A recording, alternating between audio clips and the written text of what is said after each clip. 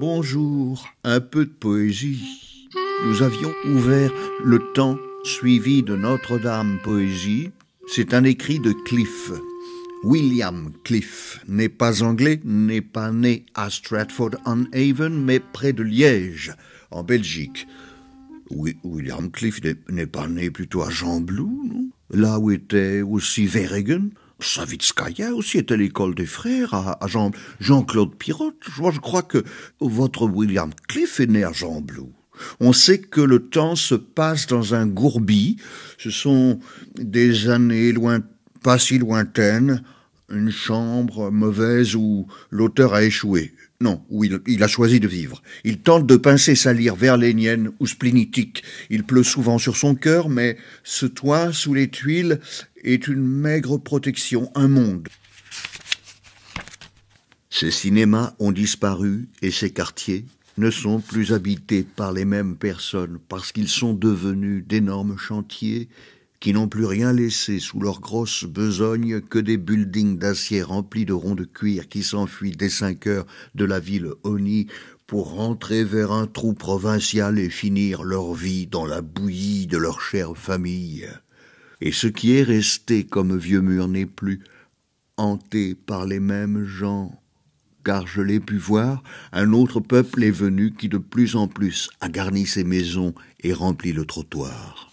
Poème La grande ville, parce que la rue est devenue à la mode et que nos murs jadis regardés comme pauvres se sont soudain lancés dans un autre épisode. Ils ont été vendus et nous, frêles insectes, poussés brutalement en tant qu'indésirables, nous dûmes chercher ailleurs où planquer nos têtes, nos rêves, nos fatigues dans d'autres étables. Indocile modestie du poète confiné, sa maison et tout son être qu'il a résolu d'habiter poétiquement. L'autre soir, étant dans un bar, le garçon s'approche de moi et avec ses doigts me force à faire cette grimace que sans façon les gens font, paraît-il, pour paraître moins moches.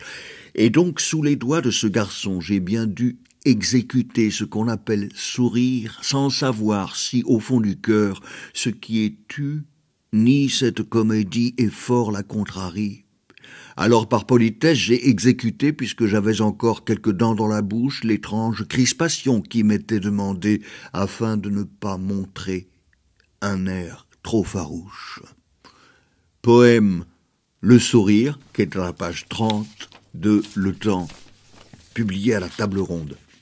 Oh oui, mais c'est bien, là, vous me donnez envie d'en savoir plus. C'est à la fois un poème et un roman, quoi. Heureusement, ma mémoire étant assez bonne, je connaissais par cœur bon nombre de poèmes et commençais souvent par la chanson d'automne de Baudelaire où il se répand en blasphème contre la venue de l'hiver qu'il abomine. Bientôt nous plongerons dans les froides ténèbres.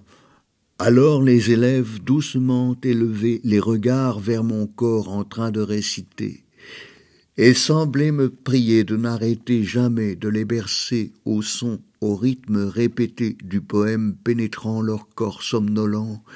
Ils rêvaient de rêver toute la matinée avec leurs fesses déposées là sur ce banc et moi n'étant qu'une mélopée destinée à ne jamais finir dans l'énonciation du vers alexandrin que le poète donne pour dire sa détestation de la saison qui tue la lumière et que l'on nomme l'automne.